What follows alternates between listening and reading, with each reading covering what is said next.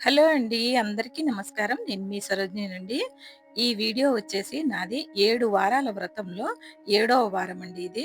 ఏడో వారం రోజు కాబట్టి శనివారం రోజున 3 గంటలకే లేచి అంతా కూడా ఇలా నీట్‌గా పెట్టుకున్నానండి. ఇంట్లో మాత్రం నైట్ డీప్‌గా చేసుకోవాలండి. ఆ తర్వాత మెల్లగా కొంచెం కొంచెం చేసుకొని బయటికొచ్చి ఇలా చక్కగా పసుపు, కుంకుమలు పెట్టుకున్నానండి. గుమ్మానికైతే అలంకరించుకోవాలండి. ఎప్పుడూ కూడా మనం సప్త శనివారాలు చేసుకున్నప్పుడు 7 వారాల వ్రతం చేసుకున్నప్పుడు గుమ్మాలు చాలా అందంగా ఉండేలా చూసుకోవాలండి.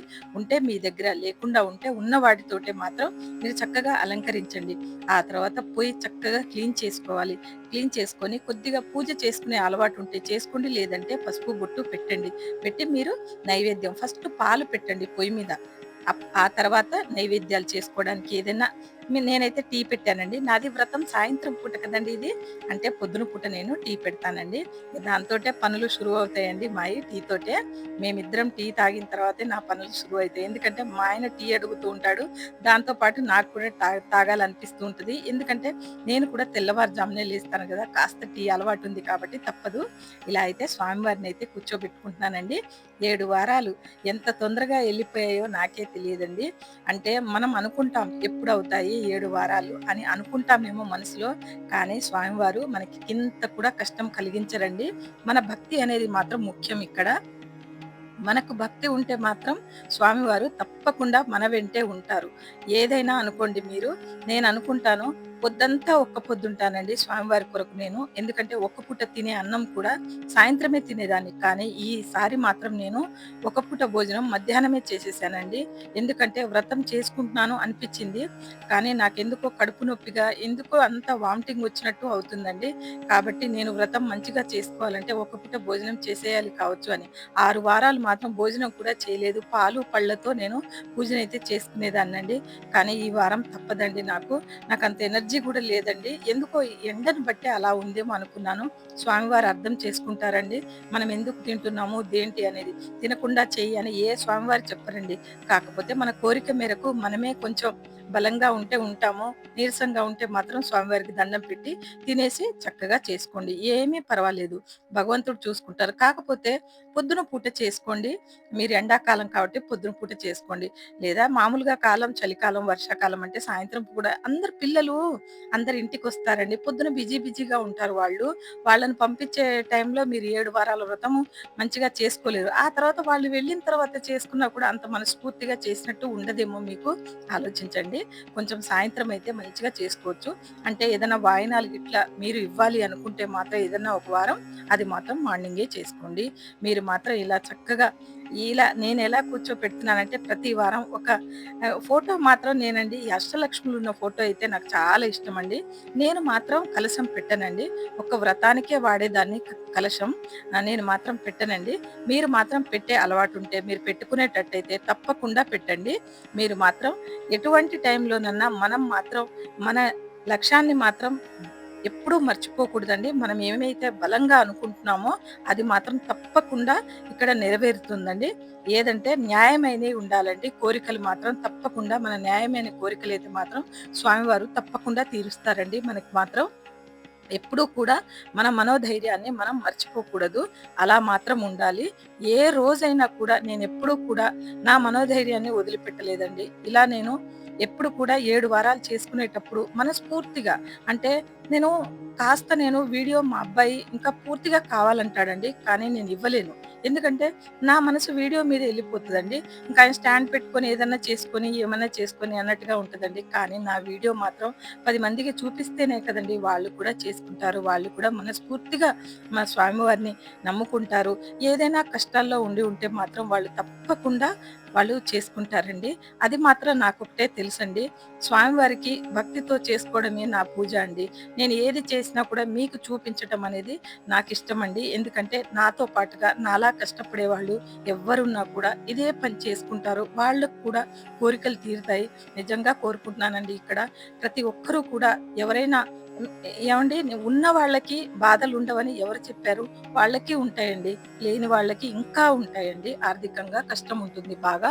ఆ కష్టంతో మాత్రం మనం ఆ కష్టాలు తీరాలనుకుంటే మాత్రం ఎప్పుడూ కూడా మనం స్వామివారిని చక్కగా మనస్ఫూర్తిగా నమ్మాలండి. మన పిల్లలు కూడా నమ్మేలా చేసుకోవాలి. అంటే వాళ్ళు కూడా మనతో పాటే ఉండేలా చూసుకోవాలండి. అప్పుడు వాళ్ళకి కూడా అర్థమవుతుంది. పెద్ద పిల్లలు ఎలా చేసుకుంటారు ఏంటి వాళ్ళకి కూడా తెలుస్తుందండి. ఎందుకంటే మా అబ్బాయి నాతో ఉంటాడండి. ఈ పూజ చేసేటప్పుడు అప్పుడప్పుడు ఇంకా సగం పూజ అవ్వగానే తనకేదన్నా పనుంటే వెళ్ళిపోతాడండి. లేదంటే చివరి దాకా ఉంటాడండి. మా ఆయన ఇంటికొచ్చేస్తాడండి. ఆ టైంకి కూడా ఇంక వాళ్ళిద్దరూ ఉంటారు. మా పాప మాకు దగ్గరలో ఉండదండి. అందుకనే మా పాప ఇందులో ఉండదు. ఎప్పుడూ కూడా మా పాప కానీ, మేము కానీ కోరుకునేది మాకు ఏడుకొండల స్వామి అంటే మా కులదైవం. మాకు చాలా ఇష్టమండి. ఈ అధిక మాసంలో ఇలాంటి పూజ చేసుకోవడం మాత్రం నాకు చాలా అదృష్టంగా భావిస్తానండి. ఏదేమైనా కూడా ప్రతి ఒక్కరం కూడా స్వామివారిని మనస్ఫూర్తిగా మనసుతో పిలవండి. ఏనాడైనా మీ కోరిక తీరుతుందనే చెప్తానండి. అది న్యాయమైనది ఉండాలని ఎప్పుడూ చెప్తూ ఉంటానండి. ఇలా సమానంగా దీపాలు చేత్తోనే చేస్తున్నా అండి. మీరు అచ్చుతో చేసుకునేటట్టయితే చక్కగా చేసుకోండి. నేను రంగురంగుల ఒత్తులు అనంటే ఒక తెలుపు ఒత్తి వేశానండి. 2 ఎరుపు ఒత్తులు 3 ఒత్తులేసానండి నేను. ఒత్తులు వేసి ఫస్ట్ మాత్రం దీపారాధన చేసుకోవాలండి.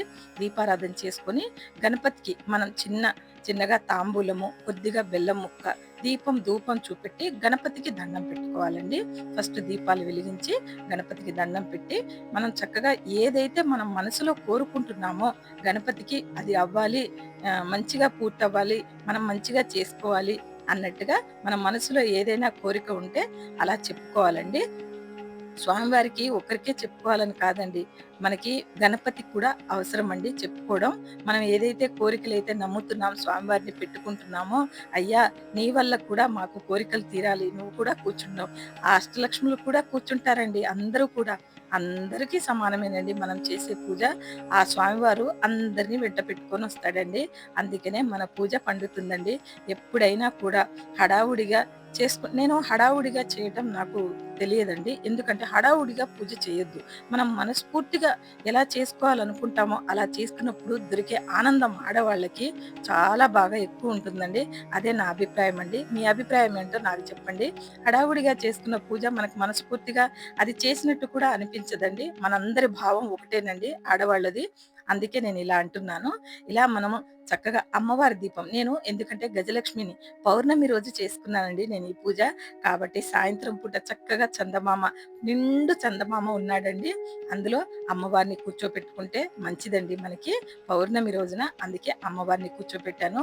గజలక్ష్మి దీపం పెట్టానండి స్వామివారిని. ఆ పైన కూర్చోపెట్టాను. ఏడుకొండల స్వామిని ఫోటో పెట్టుకున్నాను. ఇలా చక్కగా నేనైతే దీపాలన్నీ పెట్టుకొని ఇంకా దీపం, ధూపం తర్వాతండి ఇంకా ఈ పెద్ద దీపాలు గణపతికి మనం తాంబూలం ఇచ్చేసి మన కోరికని చెప్పుకొని, ఆ తర్వాత అంటే ఈ పూజ మంచిగా అయిపోవాలి, ఏ ఆటంకం ఉండకూడదు అని గణపతికి మాత్రం దండం పెట్టుకోండి. మీ దగ్గర విగ్రహం ఉంటే అది పెట్టుకోండి. లేదంటే మాత్రం పసుపు గణపతిని చేసుకోండి. చక్కగా చిన్న వస్త్రం వేయండి. నేను వేశాను. అలాగే ఈ దీపాలు మన కోరిక తర్వాత చెప్పాలండి. ముందు నమో నారాయణ అనుకుంటూ చక్కగా ఈ దీపాలు వెలిగించుకోండి. ఆ నారాయణుడి పేరు చెప్పి వెలిగించిన దీపం ఆయనకే చెందుతుందండి. అందుకే అలా చెప్పి వెలిగించండి. అందులో నెయ్యి ఉంది. లక్ష్మీదేవికి చాలా ఇష్టమండి. ఎరుపు ఒత్తులు లక్ష్మికి చాలా ఇష్టం. గణపతికి ఎరుపు ఇష్టం. అందరికీ ఇష్టమైనవి కొన్ని కొన్ని పెడితే మన పూజకు కూడా ఫలితం ఉంటుందండి. ఇలా మనం పసుపు, కుంకుమ వెలిగించి పసుపు, కుంకుమ వేసి అక్షింతలు, పువ్వులు అన్నీ అలంకరించి ఆ తర్వాత కొన్ని అక్షింతలు చేతిలో పట్టుకొని మన కోరికనైతే బలంగా చెప్పుకోవాలండి ఈ దీపాలకి.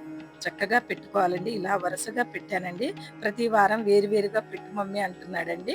సరే పెడతాను బేటా, నువ్వు చెప్పినట్టే పెడతాను. మా అబ్బాయి ఇలా పెట్టు మమ్మీ, అలా పెట్టు అంటూ ఉంటాడండి. వాడికి ఇష్టమండి.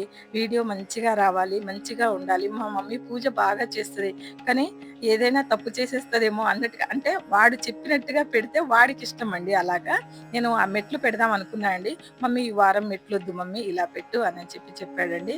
అంతా చక్కగా చేసుకొని దీపాలన్నీ వెలిగించుకొని కొబ్బరికాయ కొట్టేయాలండి. తర్వాత కొబ్బరికాయ కొట్టేయాలి. ఆ తర్వాత పంచహారతి, నేతి హారతి ఇవ్వాలండి. చాలా మంచిది. ఈ అధిక మాసంలో నెయ్యికి ఉన్న ప్రాధాన్యత చాలా ఎక్కువ ఉంటుందండి. ఆ శ్రీకృష్ణుడికి కూడా చక్కగా నెమలి పింఛం పెట్టి కూర్చోపెట్టుకున్నానండి. అటు పక్కకి స్వామి అందరినీ కూర్చోబెట్టి ఇలా మాత్రం కొంచెం జాజులతో ఇలా స్వామివారికి కొద్దిగా హారతండి. ఎందుకంటే ఇంకా హారతులు ప్లాన్ చేసుకుంటాను కానీ, ఈ దీపాలకే మా వోళ్ళు ఎక్కువైపోయింది వేడి, ఎక్కువైపోయింది అనుకుంటూ ఇద్దరు గులుగుతున్నారండి. ఎక్కడ తక్కువ దీపాలు పెడతా అంటే మా వారు "తక్కువ దీపాలు పెట్టమ్మా" అంటాడు. ఇంకా పెడదాం అనుకున్నాను కానీ ఇంకా తిడతారండి. ధూపము ఆ స్టిక్స్ ఉండిపోయాయండి. అవి చిన్నయి ఉంటాయి కదండీ! ధూపంది అవి అయిపోయాయండి.